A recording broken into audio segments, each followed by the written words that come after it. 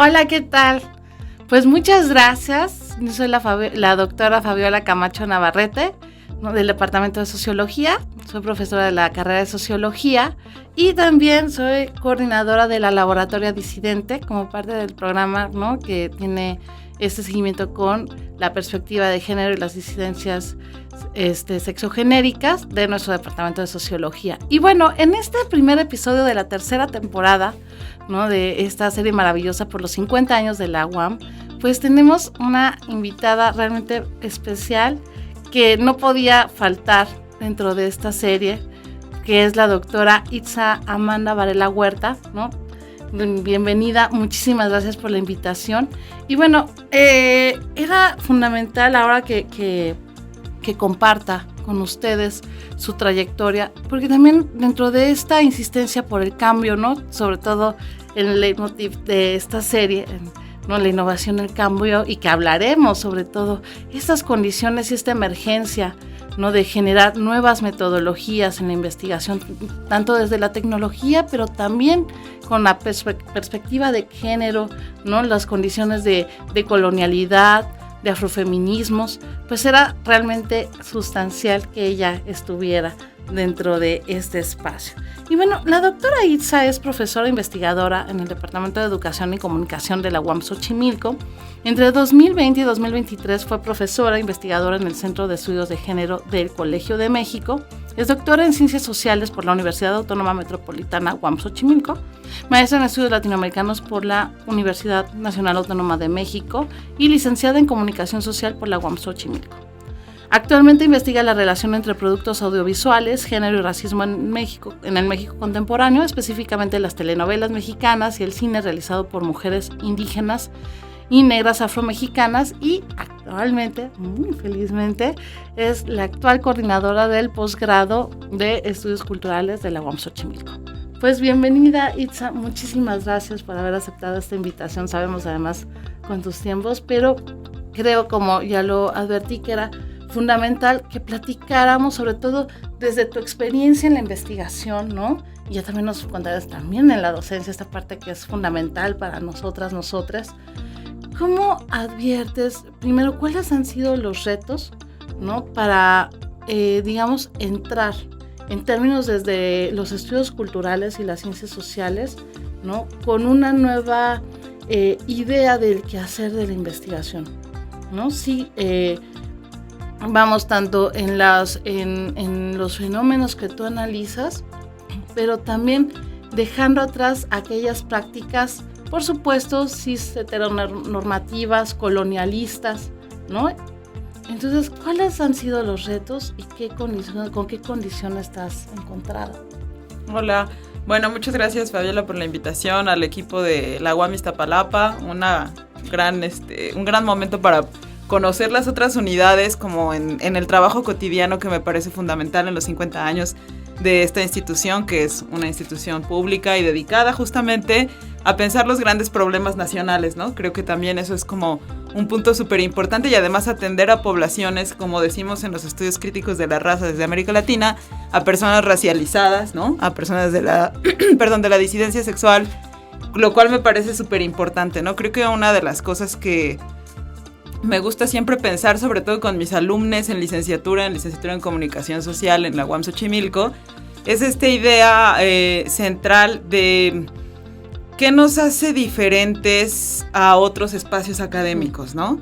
Y una de las cosas que a mí me parece fundamental y que a veces no tomamos mucho en cuenta las personas docentes en la universidad, en las diferentes universidades, es esta idea de que sabemos que más o menos el 90% de las juventudes que presentan los exámenes de admisión para los espacios universitarios en licenciatura son rechazados, es decir, no tienen cupo, ¿no? Entonces también es súper interesante ver que en esta distinción entre raza o como identidades raciales, étnicas, identidades generalizadas y de la diversidad o la disidencia sexual, también hay una clara necesidad de sentirse reconocidas dentro del espacio y del aula universitaria, ¿no?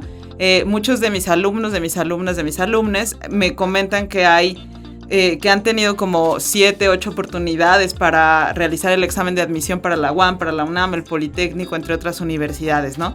Entonces siempre me gusta empezar con esa idea de que los estudios sobre afrodescendencia en México, que son como mi área específica de especialidad, los estudios de racismo en México, no necesariamente son una discusión teórica en el aire. Tienen una cosa como muy vinculada con justamente los grandes problemas nacionales. Y tampoco estas cuestiones de género, raza y clase social necesariamente están vinculadas solamente con las poblaciones indígenas y afrodescendientes, que es también una de las cosas que ha provocado la antropología mexicana, que es pensar que lo étnico y lo racial solo corresponde a entidades particulares como son los pueblos indígenas y los pueblos afromexicanos. Y en su caso, en las nuevas oleadas migratorias, la distinción entre, como digamos, las diferencias étnico-raciales que podemos observar en algunas personas migrantes, ¿no?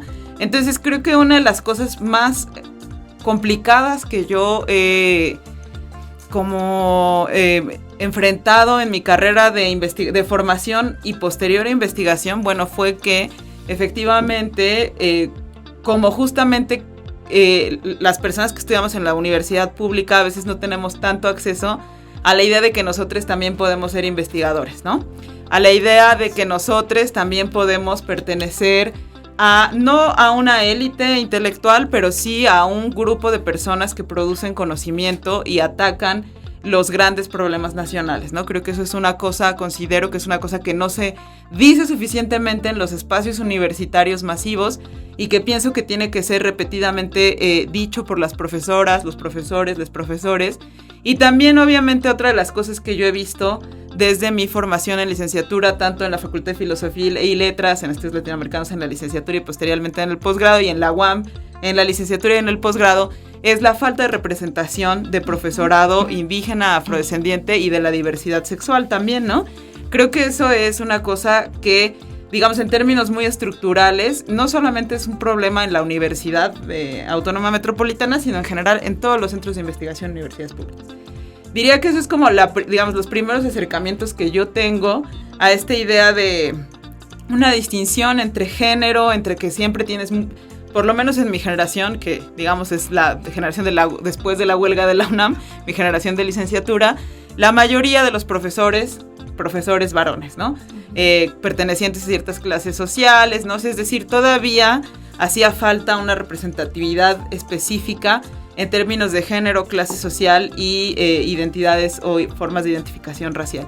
Y una vez que yo empiezo mis estudios de posgrado, creo que una de las cosas que más dificultosas para mí, tanto en el posgrado en la UNAM como en el posgrado en la UAM, fue el hecho de que lo afro no existía en el tiempo en el que yo estaba haciendo los posgrados, ¿no?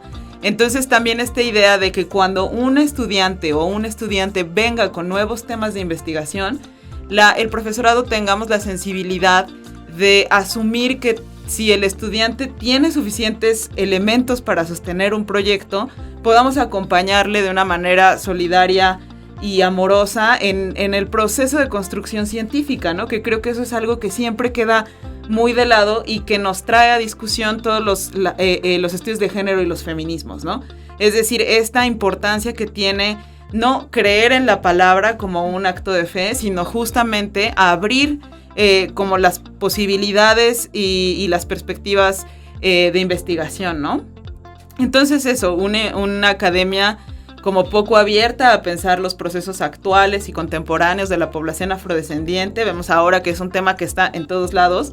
Está en los procesos electorales, está en el censo, está en las universidades, está en todos lados, pero hace 10 años esto no era así, ¿no? Entonces creo que ese fue también otro de los puntos, ¿no? Que la gente realmente creyera que había un proceso, creyera literalmente como acto de fe porque no había suficiente información, que había un proceso de subjetivación política de la población afrodescendiente en México.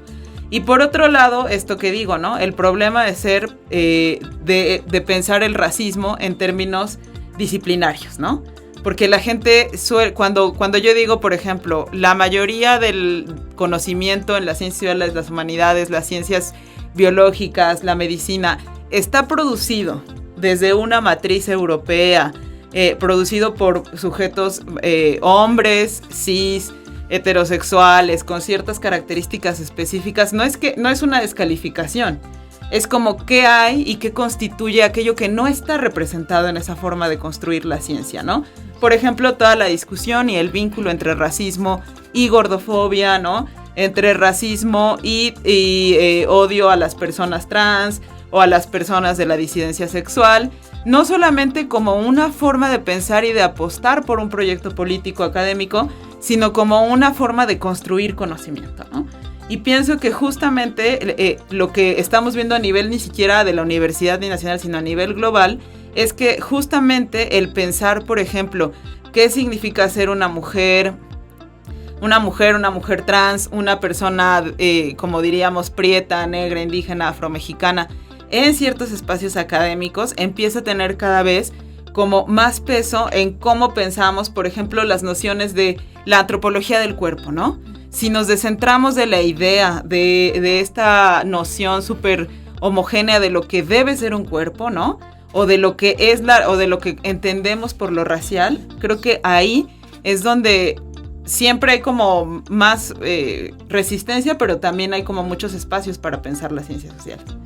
Claro, y realmente me emociona cómo lo adviertes, siendo honesta, y creo que ambas estamos de acuerdo también porque compartimos experiencias de investigación, que la UAM en ese sentido creo que de alguna u otra forma sí se está convirtiendo en ese espacio donde podemos quizás darnos el espacio para repensar, ¿no? Estas condiciones y estas formas, como bien dices, de transgredir realmente la propia forma de la academia, incluso, ¿no? Binaria, colonial, cis heteronormada, y quizás en esas formas y en esa contribución, ¿no? De académicas como tú que se están dando a la tarea de reconocer lo que siempre ha estado ahí, ¿no? Pero lo que siempre ha estado invisibilizado, lo que parece que es como no se habla, no se toca, aun cuando tú seas, ¿no? Tú misma seas parte, ¿no? De esa realidad, ¿no? Y que pues tú y yo lo sabemos hace 10 años, pues hablar, ¿no? Sinceramente, incluso desde los estudios culturales, ¿no? De esta representatividad afro-mexicana, afro-indígena, ¿no? Y ni que es de corporalidades trans, ¿no? O incluso esta parte de otros cuerpos, ¿no? No se tenía en cuenta. Pero, hay una cosa que últimamente he estado como pensándolo en términos de representatividad política, y creo que ahorita es clave, ¿no? Sobre todo en un momento de coyuntura como en el que estamos. ¿Hasta dónde podemos advertir y que es necesaria que existan, ¿no? Esta parte incluso como institucionalmente como las cuotas, ¿no? Y si esto realmente ayudaría a que exista más representatividad o si pueden existir otros mecanismos. Y lo pregunto porque siempre está esta parte, como siempre les digo a mis alumnes, ¿no? Pues es que el heteropatriarcado y el capitalismo que todo lo fagocita, de todo se hace, ¿no? Y por eso tenemos fenómenos como el color wash, ¿no? El rainbow wash, o sea, todos estos fenómenos que al final es como termina siendo solo para, o sea, muy bien que seas feminista, pero si eres blanca, ¿no? Y toda en ese muy bien que seas de la disidencia sexual, pero si tienes ese dinero, si eres blanco o no. ¿Y qué pasa en ese sentido con fenómenos como el colorismo o como estas condiciones donde hay una representatividad, pero de todos modos es como cooptada, ¿no? Sea por el capital privado, sea institucional, por el Estado también, o sea también por ciertas organizaciones que de todos modos no tienen realmente el objetivo de generar, ¿no? Una verdadera representatividad o de abrir los espacios, ¿no? Sí, es interesante esto que planteas porque me parece que justo esta idea de por ejemplo, que ahora están dos discusiones electorales como muy concretas, ¿no? La primera es los cupos, ¿no? De personas indígenas afrodescendientes, e insisto, de la diversidad o la disidencia sexual. Y a mí me parece siempre como que hay esta disyuntiva, ¿no? Como si tomar, y en el movimiento afromexicano yo lo he visto también, esta disyuntiva de si tomar los espacios que el capital, o digamos el capital privado y el Estado abren para la representación de estas personas, o si continuar en una lucha un poco, digámoslo de manera mal y pronto, radical, ¿no? Y creo que las dos vías son vías que al final se complementan, ¿no? Porque, por ejemplo, ahora en México, me parece que fue en el 2018, no, en el 2019, que Celeste Sánchez Ujías fue la primera senadora afromexicana en la historia del país. Es decir, no es que como dijiste tú, no es que las personas afromexicanas o negras no hubieran estado en el Senado, sino que el proceso de identificación afromexicana apenas es relativamente nuevo en México, tiene 40 años, y solo hasta hace pocos años hubo una mujer representante política que se identifica como una persona afrodescendiente afromexicana, ¿no? Entonces me parece que eso, ella sí hizo avances en términos legislativos, pero también hay un avance importante, y el avance es que justo esta idea de que haya personas que se vean reflejadas y representadas en la idea de que la comunidad afromexicana existe, ¿no? O sea, es decir, que no es esta idea que se tuvo durante muchos años de que estaban solo en las costas, como se piensa que los indígenas también solo están en zonas rurales, y sabemos que, por ejemplo, muchos de nosotros tal vez no pertenecemos, yo no pertenezco a un pueblo indígena, a un pueblo afrodescendiente, pero sí mis padres y mi madre provienen de ahí, ¿no? Entonces creo que lo que está interesante es también que por un lado se producen procesos de cupos en las universidades, tanto de alumnos como profesores, que eso es un gran pendiente que también tenemos en la UAM, en el Colmex, en la UNAM, ¿no? Como esta idea de que no solo haya alumnos racializados y que haya también una paridad de género, sino que también en el profesorado y como en todo el cuerpo administrativo de la universidad haya personas que justamente representen la diversidad en México, ¿no? Y una cosa que hablábamos ayer con unos colegas es que no tengamos miedo de decir quiénes somos al interior de las instituciones y de decir cuáles son las luchas que tenemos, ¿no?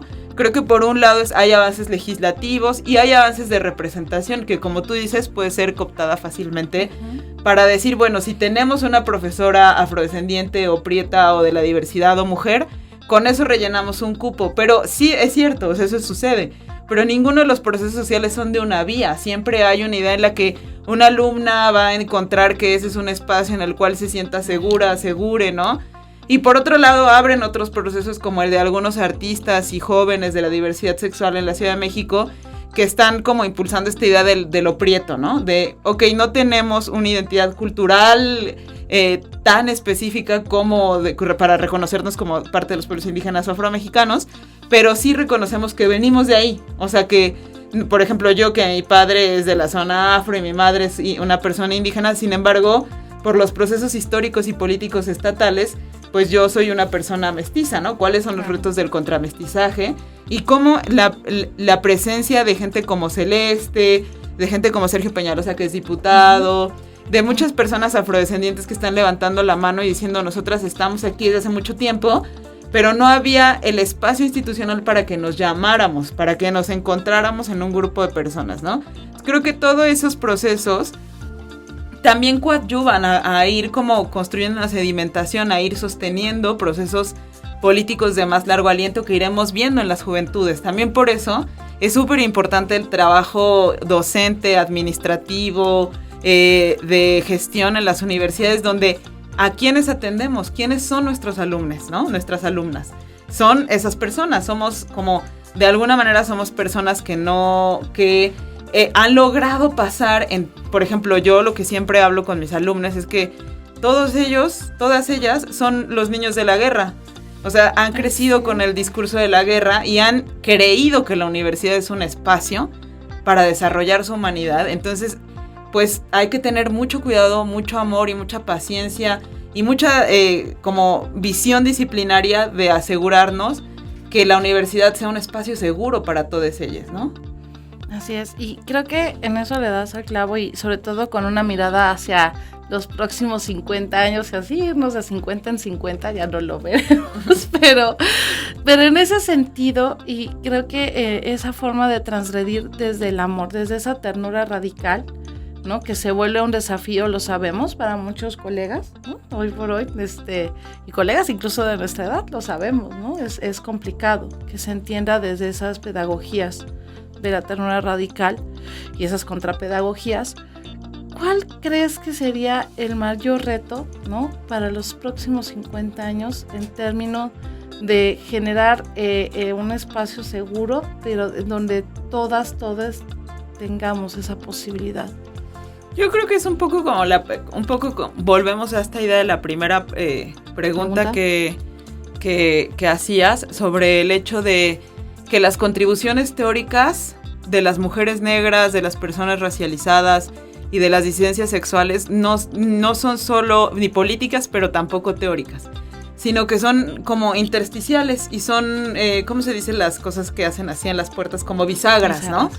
Entonces creo que una de las cosas importantes de los afrofeminismos es justamente poner en el centro la existencia de poblaciones históricamente subrepresentadas e invisibilizadas, pero ¿de qué manera, no? O sea, como que una de las maneras que me parece importante es algo que ya los feminismos de todos los espacios, colores y posturas han dicho, que es poner también los afectos en el centro, ¿no? Poner los afectos en el centro y no como desde una perspectiva utilitaria, sino también saber que como docentes universitarias tenemos como un espacio privilegiado para dialogar, para construir con estas juventudes, ¿no? Y creo que pensar justamente en el reconocimiento de la inteligencia, de la producción de conocimiento, también de las juventudes en las universidades públicas es una forma institucional de afecto, de amor, de reconocimiento, porque, insisto, como podemos volver históricamente a quién es el sujeto del feminismo, pero en la práctica política me parece que lo que hay que pensar es que son los sujetos más vulnerables, y los sujetos más vulnerables en este momento en nuestro país, uno de los sujetos más vulnerables son los jóvenes, son los jóvenes urbanos, los jóvenes indígenas, todos los jóvenes, todos, racializados, generizados, ¿no? Las mujeres más jóvenes, ¿no? Porque sabemos las condiciones sociales en las que está nuestro país. Entonces, pienso que es como súper importante que la UAM que tiene un papel como central, no solamente en la Ciudad de México, sino a nivel nacional, en justamente como impulsar estos debates, estos discursos, estas prácticas, en los que las juventudes se vean, pues sí, como inmersas, que están, ¿no? Y están queriendo decir y están diciendo. Y lo importante es que tengamos la capacidad de dialogar con las nuevas generaciones, que aprendamos qué es lo que nos quieren decir. Y creo que para eso, para mí en particular, haber leído toda la historia del afrofeminismo ha sido fundamental, ¿no? Y también reivindicarme como una profesora no heterosexual, no blanca, que no cumple con el canon de un montón de lugares comunes en la academia mexicana y global, sí permite como generar un espacio donde las alumnas y los alumnos puedan tener como la sensibilidad de no sentir que hay como un esfuerzo solamente de representación de algunos de ellos, ¿no? O sea, creo que sí es importante que nosotras hablemos de nuestras identidades, de nuestras prácticas políticas, de nuestras investigaciones en el ámbito institucional, ¿no? Para poder ir como metiendo estos temas que han sido difíciles, que el estudio del racismo en México tiene muchos años y hasta apenas es importante porque hay muchas, ¿cómo se dice? Como muchos topes, ¿no? Muchas formas de frenarlo. Claro, y en ese sentido, y yo siempre agradezco tu enorme generosidad de haber aceptado. ¿Cuál es finalmente para ti como investigadora, como mujer de la disidencia sexual y afromexicana, el mayor gozo desde ese proceso de enunciación? Tanto dentro de tu trayectoria, ¿no? Que siempre es como esa parte complicada por esas nuevas fronteras y diques que mencionas, pero también desde esa parte del gozo, que eso siempre me parece fundamental, como ese aliento y ese de poner esos afectos en el centro de la mesa, no darles ese aliento a nuestra comunidad estudiantil, y yo creo que también es una forma de ver desde el gozo, ¿no? Desde el amor. Sí, creo que una de las cosas más chidas es que justamente es un momento histórico e institucional donde puedes decirlo sin ser agredida. No sabemos qué vaya a pasar porque vemos que la ultraderecha avanza en el mundo de manera sostenida y eficaz, pero bueno, los espacios universitarios me parece que permiten hoy eso, ¿no? Yo que habito los espacios universitarios desde hace muchos años, creo que hasta ahora he sentido que hay como un espacio para que eso sea una discusión en el aula, en las reuniones, en la gestión, en todos los espacios, ¿no? Eso por un lado, y me parece eso como fundamental. Y la otra cosa es como tener que eso abre un puente, que me genera así creo que es lo que más me genera felicidad de mi vida institucional y laboral, es que eso permite tender un puente con el alumnado, porque hay mucho reconocimiento en una generación en la que esas cosas como que están relativamente normalizadas, ¿no? O que no son tan escandalosas como en las generaciones de mi generación hacia arriba. Y creo que poder tener un diálogo de mucho respeto y reconocimiento de ambos lados es una de las cosas que me provoca así como mi felicidad en el aula permanente. Perfecto. Y bueno, pues ya para cerrar, platícanos, ¿no? ¿Cómo podemos leerte? ¿Cómo puede haber ese acercamiento? Pero yo estoy segura que después de este capítulo muchas van a querer como, ¿dónde encuentran a la doctora Itza? Me encuentran en el doctorado en Humanidades de la UAM Xochimilco, ahora lo voy a estar coordinando, pero si no en la licenciatura en Comunicación Social. Tengo un libro que se llama Tiempo de Diablos, que es el proceso de reconocimiento étnico de la población afromexicana, editado el año pasado por el Centro de Investigaciones y Estudios Superiores en Antropología Social, acá el CIESAS, que está en digital y en impreso. Y en mi perfil de la página del doctorado en Humanidades, ahí está mi trabajo de investigación, que son como papers, sobre todo en la fundación o como en los inicios del movimiento del afrofeminismo o de las perspectivas de las mujeres que luchan negras afromexicanas en la región de la Costa Chica de Oaxaca, que eso es como básicamente lo que hice los últimos años, y algunas cosas sobre esta cosa que me parece súper divertida haber podido realizarla en un lugar como el Colegio de México como una investigación fundamental, que es la intersección entre género, raza y clase en las telenovelas mexicanas, particularmente en la saga de las Marías de Thalía, que me parece así como una especie en un espacio tan institucional haber llegado con esa investigación que era como muy pop, pues también está por ahí. Perfecto. Bueno, pues mil gracias de verdad, ¿no? Es siempre un placer compartir un espacio contigo, qué alegría que sea en este momento, ¿no? Que también será histórico también en nuestra amistad. Y bueno, pues muchas gracias a todes, ¿no? Este esfuerzo también desde el Departamento, ¿no?, de Sociología, desde la División de Ciencias Sociales y Humanidades de nuestra UAM Iztapalapa, por otros 50 años más. Muchas gracias y hasta la próxima.